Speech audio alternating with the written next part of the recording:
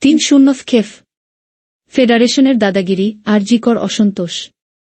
চলচ্চিত্র উৎসব বয়কট ইন্ডাস্ট্রির একাধিক পরিচালকের।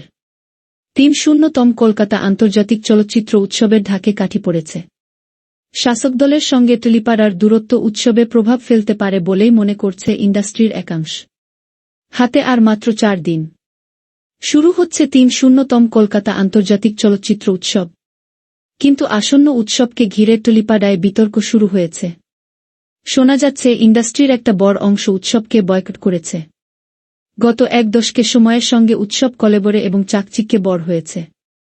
কিন্তু অভিনেতা এবং পরিচালকদের একটা বড় অংশ যদি উৎসব থেকে মুখ ফিরিয়ে নেয়, তাহলে উৎসবের সার্বিক গুণগত মানে প্রভাব পড়তে পারে বলে মনে করছেন অনেকেই। কিন্তু কেন এই বয়কট? দিন কয়েক আগেও নন্দন চত্বরে উৎসবের প্রস্তুতি সেইভাবে গতি পায়নি। এমনকি উদ্বোধনী অনুষ্ঠানের আমন্ত্রণপত্রও নাকি ছাপা হয়েছে দেরিতে এবং শোনা যাচ্ছে টুলিপাড়ার নির্দিষ্ট বৃত্তেই তা পাঠানো হবে। ফলে ইন্ডাস্ট্রির অন্দরে নানা প্রশ্ন উঠছে। নাম প্রকাশে অনিচ্ছুক ইন্ডাস্ট্রির এক পরিচালকের কথায়, যা খবর পেয়েছি, এই বছর উৎসবে টলিউডের প্রায় কেউই থাকবে না। এর নেপথ্যে কি রয়েছে আরজিকর কাণ্ডে শাসক দলের সঙ্গে টুলিপাড়ার বিরোধ? ওই পরিচালক উত্তর দিতে রাজি হননি। ইন্ডাস্ট্রির অন্য এক সদস্যের কথায়, টুলিপাড়ার একটা বড় অংশই তো সরে এসেছে। এটা এখন শুধুই সরকারি উৎসব। তারা যা ভালো বুঝছেন সেইভাবেই আয়োজন করা হচ্ছে। চলতি বছরে ৩ দশক পূর্ণ হচ্ছে চলচ্চিত্র উৎসবের। তাই উৎসবের জাঁকজমক আরও বাড়বে সে রকমই মনে করছিল সিনেপ্রেমীদের একাংশ। কিন্তু আদৌ তা হবে কিনা তা নিয়ে উঠছে প্রশ্ন। কারণ গত কয়েক মাসে শাসক দলের সঙ্গে বারবার টুলিপাড়ার সংঘাত বেঁধেছে। পরিচালক রাহুল মুখোপাধ্যায়ের ছবি ঘিরে টুলিপাড়ার ফেডারেশন বনাম পরিচালকদের বিরোধ মুখ্যমন্ত্রী পর্যন্ত পৌঁছেছে। তারপর আরজিকর কাণ্ডে টুলিপাড়ার একটা বড় অংশ সরকারের বিরুদ্ধে প্রতিবাদে সামিল হয়। সূত্রের দাবি, এই বিরোধিতা শাসক দলের সঙ্গে টুলিপাড়ার দূরত্ব বাড়িয়েছে, যার প্রভাব পড়তে পারে আসন্ন চলচ্চিত্র উৎসবে। গত কয়েক বছর উৎসবের চেয়ারপারসনের দায়িত্ব পালন করেন পরিচালক রাজ চক্রবর্তী।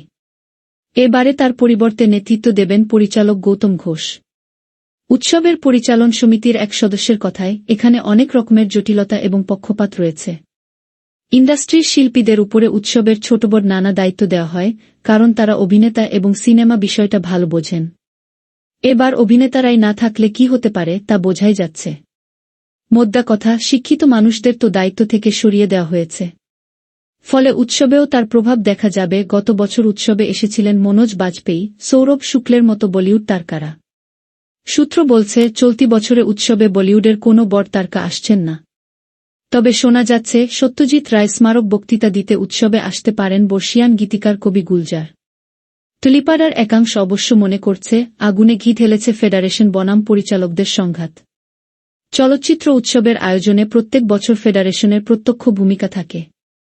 নন্দন চত্বরে একতারা মুক্ত মঞ্চে সান্ধ্য আড্ডার দায়িত্বে থাকেন ফেডারেশন সভাপতি স্বরূপ বিশ্বাস। মূলত তারই নেতৃত্বে সেখানে মঞ্চ আলোকিত করেন টুলিপাড়ার একাধিক তারকা।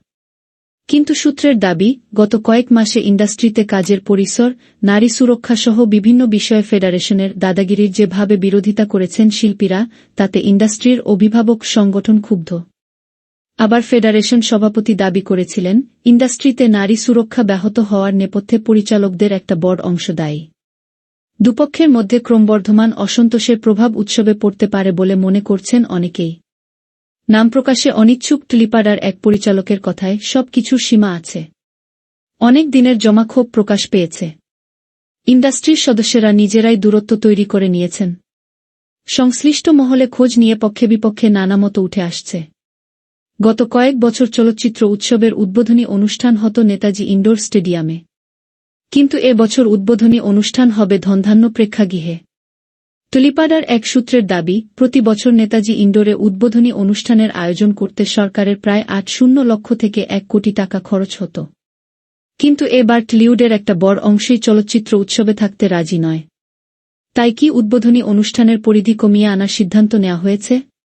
এই প্রশ্ন উকি দিচ্ছে অনেকের মনে।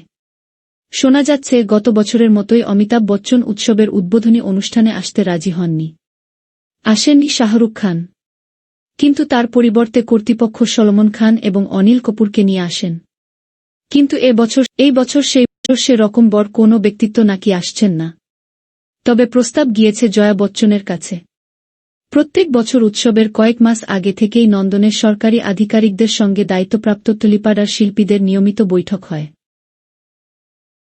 সেই বৈঠকেও অনেকেই গরহাজির ছিলেন। তাই উৎসবের প্রস্তুতিও অনেক দেরি করে শুরু হয়েছে বলে খবর। উৎসবের সঙ্গে যুক্ত টুলিপাড়ার এক সদস্যের কথায়, অনেক নতুন মুখ দেখেছি, যাদের সঙ্গে এর আগে চলচ্চিত্র উৎসবের কোনো সম্পর্ক ছিল না। তারা শুধু মিটিংয়ে আসেন এবং শোনেন, তারপর চলে যান। তবে উৎসবে যে জৌলুস কম, প্রচার কম তা মানতে নারাজ উৎসব পরিচালন কমিটির এক সদস্য।